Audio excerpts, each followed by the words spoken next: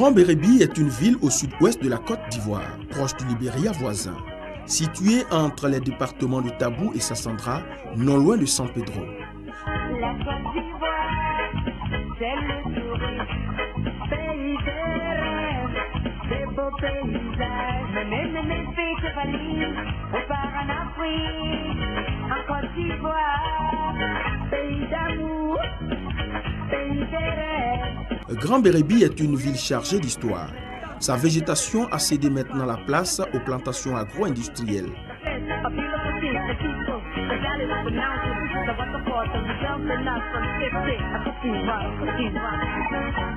La baie des Sirènes, lieu paradisiaque, c'est ici que les vacanciers, les mordus de belles plages viennent prendre du bon temps. Je vous invite à venir avec moi parce que ce que vous ne savez pas, c'est que cette baie des Sirènes vous offre une eau à 28 degrés toute l'année.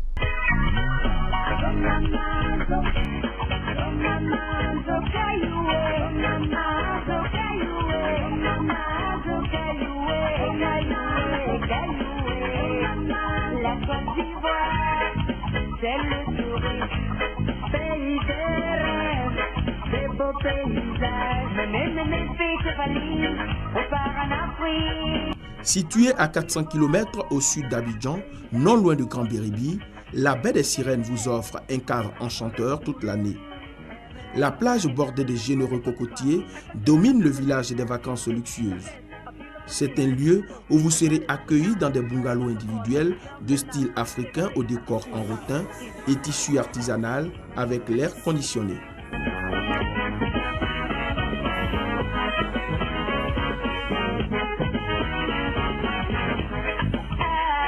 Un confort moderne avec une vue superbe sur la mer. L'histoire de la célèbre baie des Sirènes, aux vagues douces, moins tumultueuses et sa piscine naturelle, continue d'alimenter les causeries des nostalgiques. Il serait bien qu'on présente un peu ces baies-là en montrant leurs avantages. Dans une baie, eh bien, la mer s'offre à vous comme une piscine.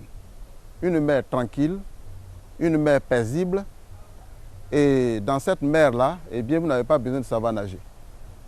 Tout le monde peut se baigner dans cette mer, et surtout quand nous nous retrouvons dans une période de marée basse, eh bien, vous pouvez avancer dans la mer 200 à 300 mètres, et l'eau vous arrive juste à la hanche. Et c'est une mer où il n'y a pas de violentes vagues, ce sont des vagues tranquilles qui vous caressent à la limite le corps. Hein. Et donc, vraiment, pour les questions de risque de noyade, je peux vous l'assurer, il y a un risque zéro de noyade. On ne peut pas se noyer dans une telle mer. Voilà ce que je peux relever comme avantage au niveau des baies. Aujourd'hui, la dégradation est servie au plus beau des sites touristiques de Grand Bérébi. À la baie des Sirènes, les sirènes se sont tues.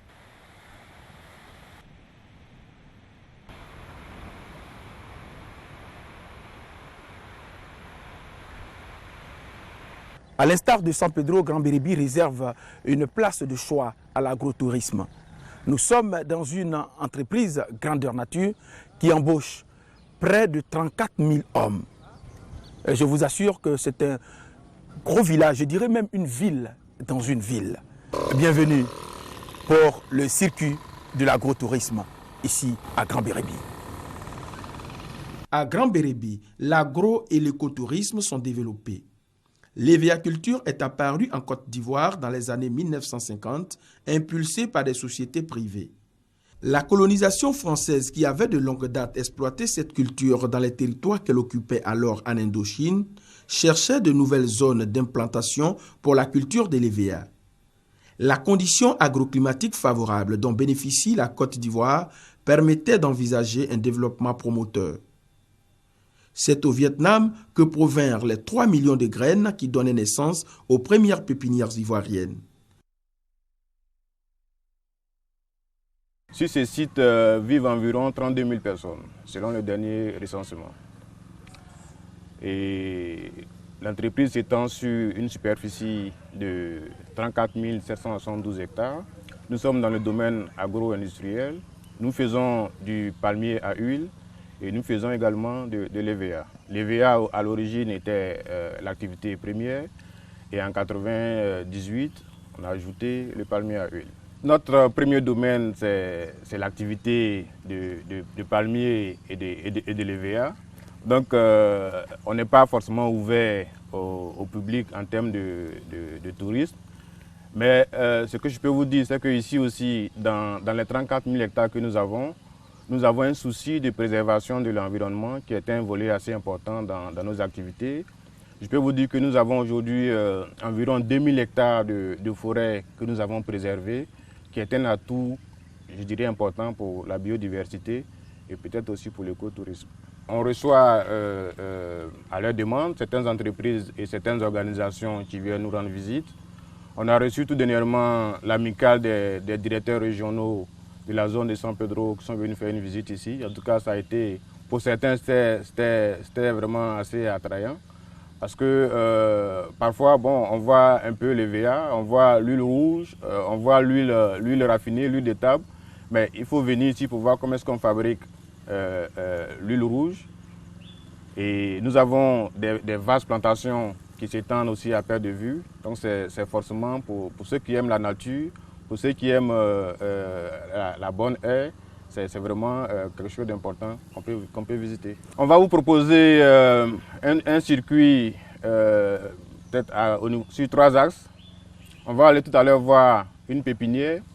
Comment est-ce qu'on commence à faire une pépinière pour commencer une plantation d'EVA. On verra peut-être ensuite une école de saignée, une école de formation des seigneurs. Les seigneurs, c'est ceux qui saignent l'EVA. Donc on va voir comment ces personnes-là sont formées, parce que c'est un métier à part. Il faut avoir la dextérité, il faut avoir le déplacement du pied, et c'est important de le savoir pour les planteurs d'EVA. Enfin, je voudrais quand même vous faire découvrir aussi une partie des 2000 hectares de forêt que nous avons à l'intérieur du site, avec, si possible, la découverte d'une cascade à l'intérieur de cette forêt tropicale.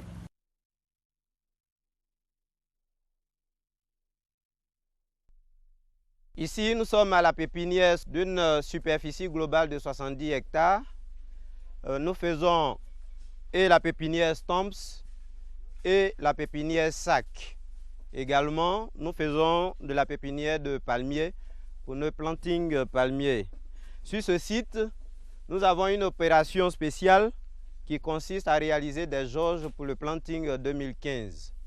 Donc la première opération, c'est d'arracher les plants Stumps qui ont environ 25 mois d'âge. Et donc nous arrachons. Après avoir arraché, nous habillons, c'est-à-dire que nous coupons les radicelles.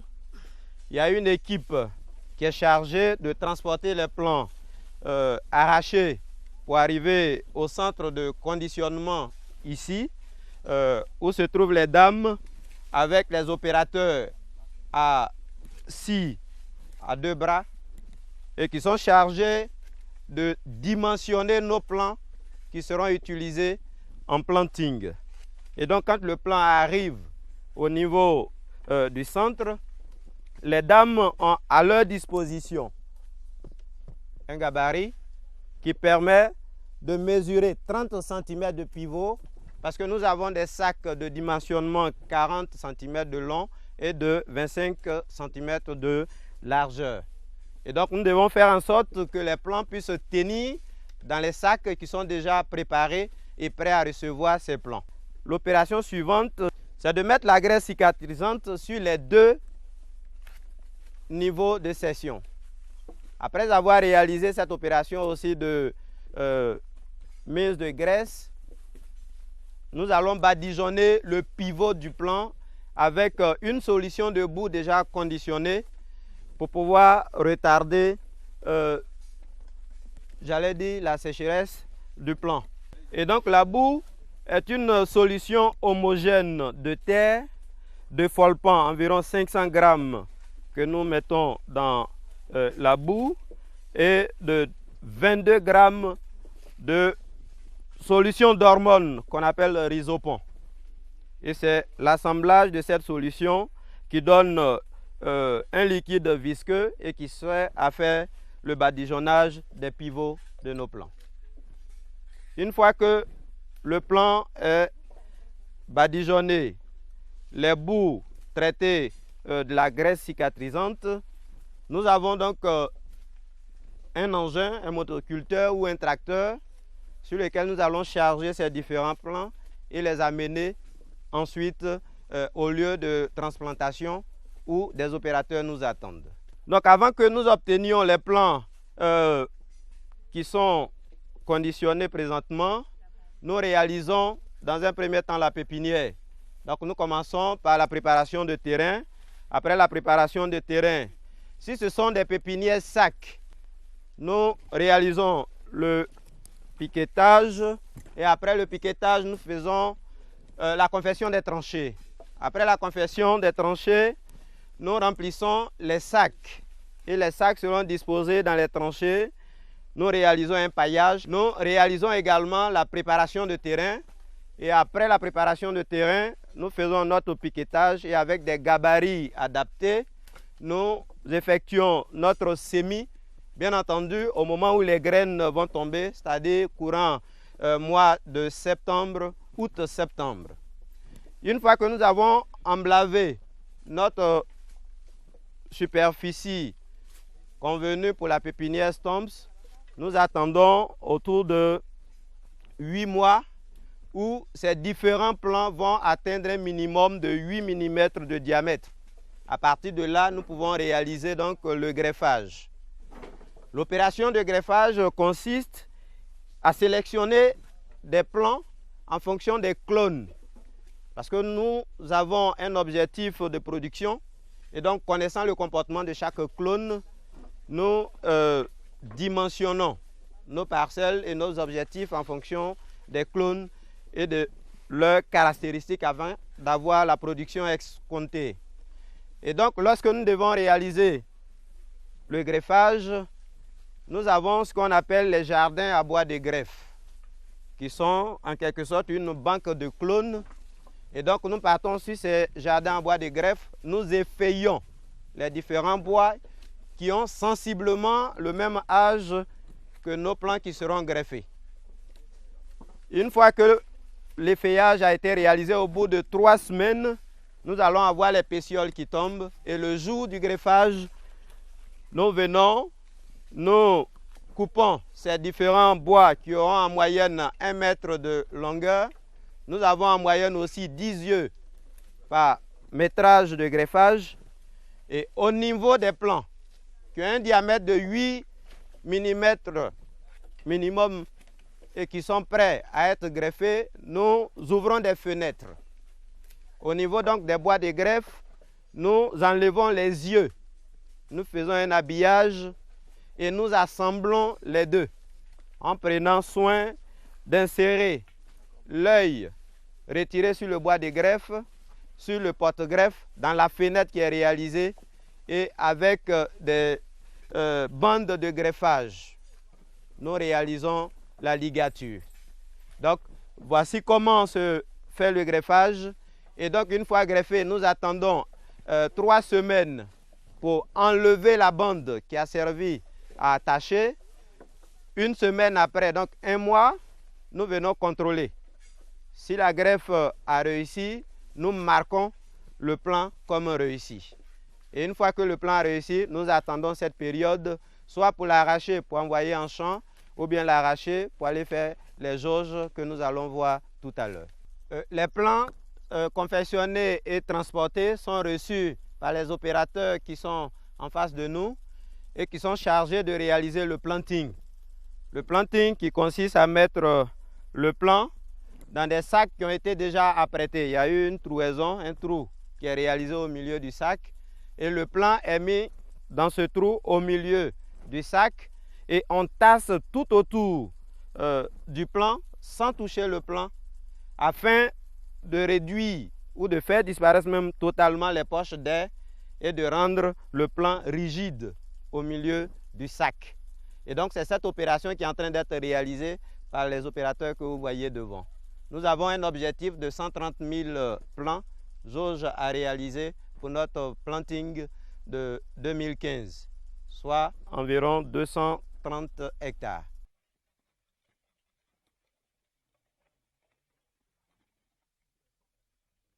Dans cette entreprise, les seigneurs suivent une formation pratique à ciel ouvert. Les premiers élèves arrivant à l'école de formation, on apprend à marcher. Et après la marche, on apprend comment il faut équiper un arbre. Après avoir équipé un arbre, on trace d'abord la première génératrice du 1 pied d'éléphant à 1,10 m du sol. Après avoir tracé deuxième génératrice, on trace les panneaux. Après les panneaux, on équipe le bois. Après avoir équipé le bois, on fixe d'abord la gouttière.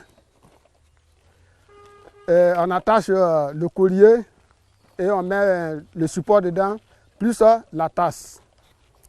Après ça, le chef d'équipe ou le moniteur fait l'ouverture pour leur montrer comment il faut saigner un arbre.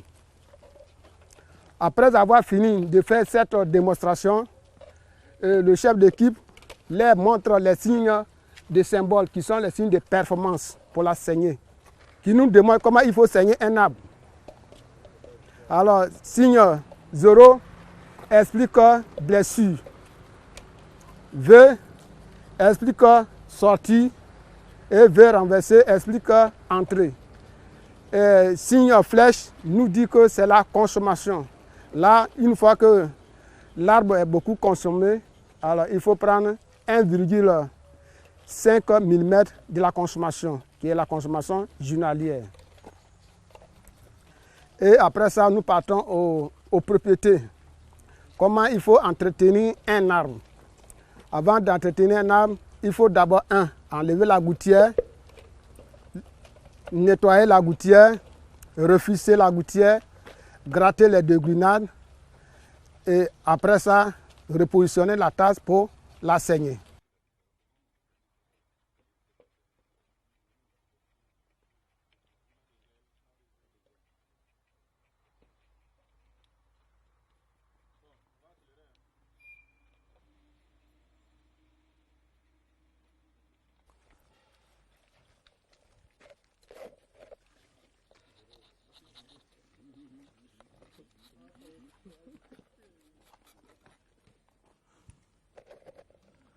Voilà, je suis un véritable seigneur.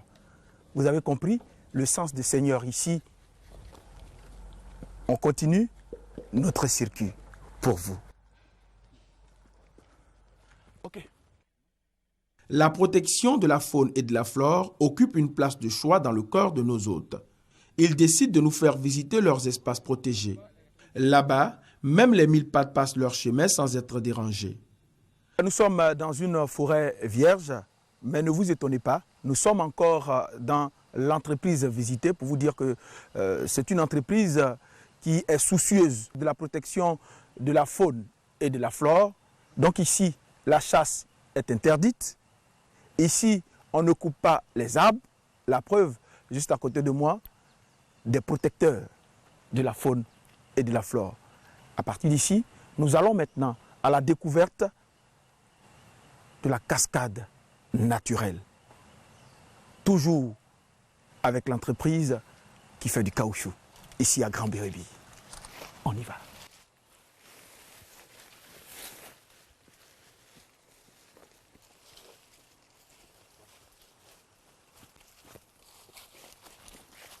Nous avons été agréablement surpris de découvrir, justement dans cette unité industrielle que nous avons visitée, une cascade avec une réserve de forêt naturelle. Vraiment, c'est extraordinaire. En ce sens, on peut aussi parler de l'écotourisme. Parce que là-bas, nous avons vu non seulement la cascade, mais nous avons vu une forêt vierge. Et ça, ce n'est plus courant en Côte d'Ivoire. C'est un avantage certain. Les objets tranchants en ce lieu n'ont pas droit de citer, excepté les gardes du temple forestier, seuls habilités à se munir de coupe-coupe pour la sécurité de la colonie. La descente n'est pas facile, hein?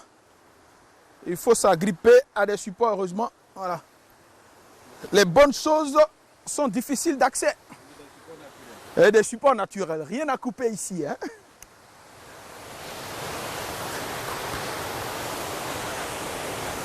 À l'intérieur de cette forêt vierge, épaisse et exubérante, une cascade naturelle offre une vision de chute d'eau impressionnante avec la prétention de voler la vedette à tous les sites touristiques de la région.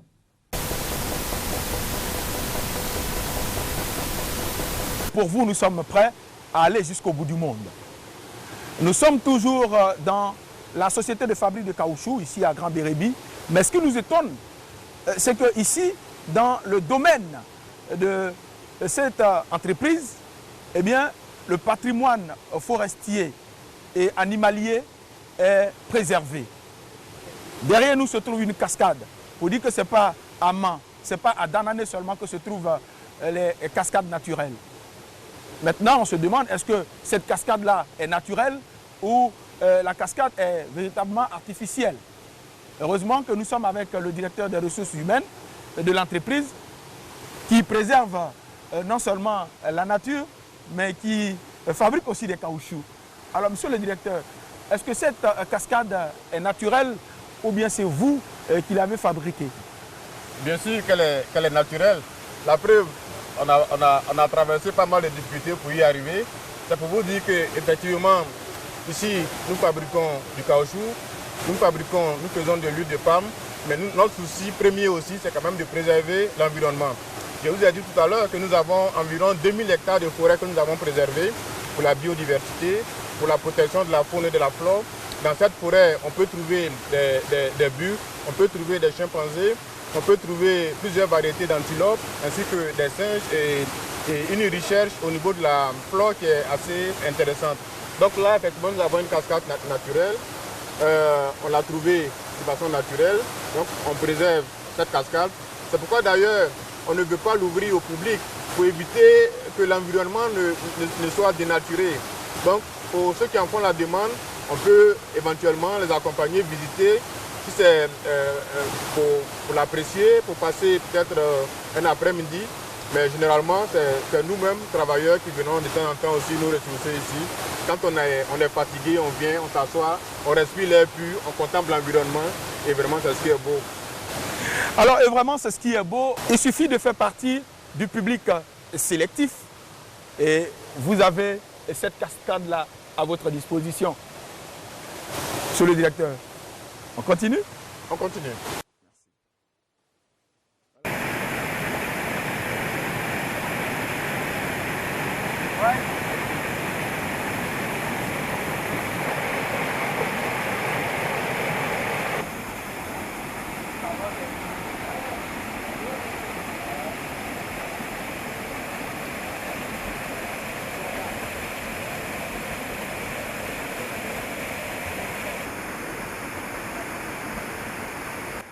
Après avoir pris du bon temps et admiré ce paysage original et magnifique, nous rebroussons chemin et mettons le cap sur Roch-Oulidié où le tourisme historique est une réalité apparente.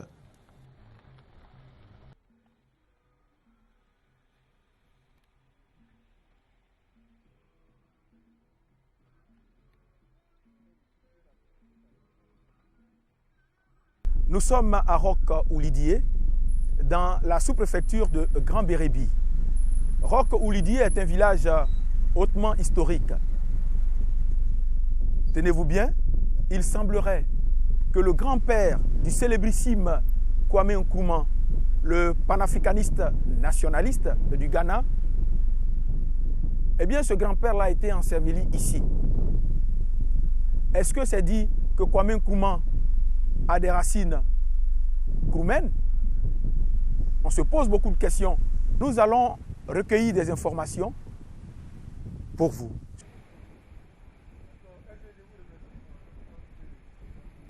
À notre arrivée, nous sommes accueillis par les habitants et la notabilité. La traditionnelle bienvenue du vaillant peuple kroumen est une fois encore symbolisée par la kola, le piment et l'eau de la kola. Après avoir accompli cette coutume immuable et dire le mobile de notre présence à Roch-Oulidié, nous prenons la route à la découverte de ce qui est l'objet de notre curiosité. Le cimetière où repose le grand-père du premier président de la République frère du Ghana, Feu Kwame Nkrumah et les siens.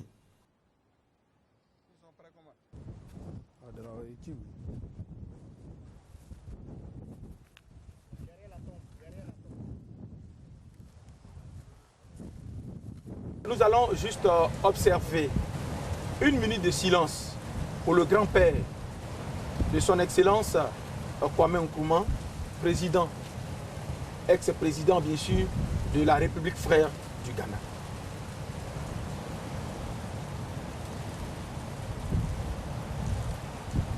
Merci.